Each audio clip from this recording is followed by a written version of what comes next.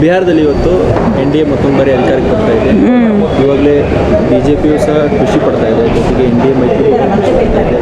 ಊರಲ್ಲಿ ಯಾವ ರೀತಿ ಇದ್ರ ಬಗ್ಗೆ ಸಂಭ್ರಮಾಚರಣೆ ಏನು ಸರ್, ಇದು ನಮ್ಮ ಮೋದಿಯವರ ಜಯ ಅಂತ ಹೇಳಕ್ಕೆ ಇಷ್ಟಪಡ್ತೀನಿ. ನಮ್ಮ ಮೋದಿ ಪರಿವಾರದ ಜಯ.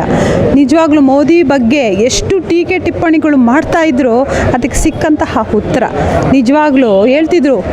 ರಾಹುಲ್ ಗಾಂಧೀಜಿಯವರು ಹೇಳ್ತಿದ್ರು, ಮತಚೋರ ಆಗಿದೆ, ಮತಗಳ್ಳತನ ಆಗಿದೆ ಅಂತ. ನೋಡಿದ್ರಾ ಮತಗಳ್ಳತನದ ಇದು, ಅವ್ರು ಯಾವುದಾದ್ರೂ ಒಂದು ಬಾಂಬ್ ಬಿಟ್ಟರೆ ಅದು ಹುಸಿ ಆಗುತ್ತೆ ವಿನಃ ಸತ್ಯ ಎಲ್ಲೂ ಕೂಡ ಆಗಿಲ್ಲ. ಪ್ರತಿ ವಿಚಾರದಲ್ಲೂ ತಗೊಳ್ಳಿ, ಅವ್ರು ಹೇಳಿರೋ ಮತಗಳ್ಳತನ ಆಗಿರ್ಬೋದು. ಮೊನ್ನೆವರೆಗೇನೋ ಒಂದು ಓಟಿಂದು ಹೇಳಿದರು, ಈ ಬೆಳಗ್ಗೆ ಸಂಜೆ ಬಂದು ಓಟ್ ಹಾಕಿದ್ರು ಅಂತ ಒಂದು ದೊಡ್ಡ ಹಗರಣ ಮಾಡಿದರು. ಅದು ಸತ್ಯಕ್ಕೆ ದೂರವಾದ ಮಾತು. ಅಲ್ಲ ರೀ, ಒಂದು ವ್ಯಕ್ತಿ ಇನ್ನೂ ಸರಿ ಓಟ್ ಹಾಕ್ತಾಗ ಅಲ್ಲಿ ಯಾರದು ಕಟ್ಟೆನಲ್ಲಿ ಚುನಾವಣಾ ಅಧಿಕಾರಿಗಳು ಇರೋದಿಲ್ವಾ, ಯಾರಿಗೂ ಮುಖಪರಿಚಯ ಆಗೋದಿಲ್ವಾ?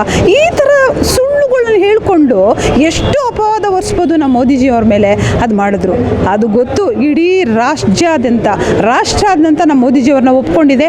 ಯಾವುದೇ ಕಾರಣಕ್ಕೂ ನಮ್ಮ ಮೋದಿಜಿಯವ್ರನ್ನ ಕೈ ಬಿಡೋ ಸಾಧ್ಯತೆ ಇಲ್ಲವೇ ಇಲ್ಲ.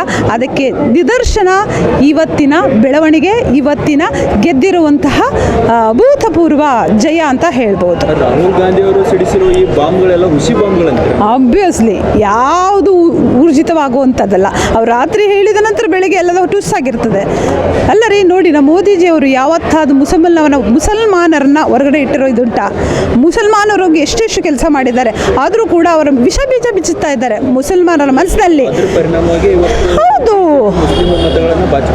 ಹೌದು ನೋಡಿ, ಈಗ ಬಿಹಾರಲ್ಲೂ ಕೂಡ ಮುಸ್ಲಿಮರು ಓಟ್ ಹಾಕಿದ್ದಾರೆ. ಯಾಕಂದರೆ ಮುಸ್ಲಿಮರಿಗೂ ಕೂಡ ಗೊತ್ತಿದೆ ಕಾಂಗ್ರೆಸ್ ಅವರು ನಮ್ಮನ್ನು ಬಳಸ್ಕೊತಿದ್ದಾರೆ, ನಮ್ಮನ್ನು ಒಳ್ಳೆ ಮಟ್ಟಕ್ಕೆ ತಗೊಳ್ಳೋಕ್ಕೆ ಸಾಧ್ಯನೇ ಇಲ್ಲ ಅಂತ ಗೊತ್ತಾದ ಕಾರಣ ಮುಸಲ್ಮಾನರು ಕೂಡ ಈ ಬಿಹಾರಿನ ಎಲೆಕ್ಷನಲ್ಲಿ ಓಟ್ ಹಾಕಿದ್ದಾರೆ.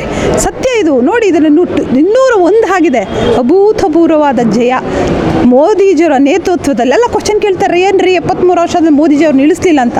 ಅಲ್ಲ ರೀ, 80 ವರ್ಷ ಆದರೂ ಮೋದಿಜಿಯವರ ನೇತೃತ್ವನ ಒಪ್ಕೊಳ್ಳುತ್ತೆ ನಮ್ಮ ರಾಷ್ಟ್ರ.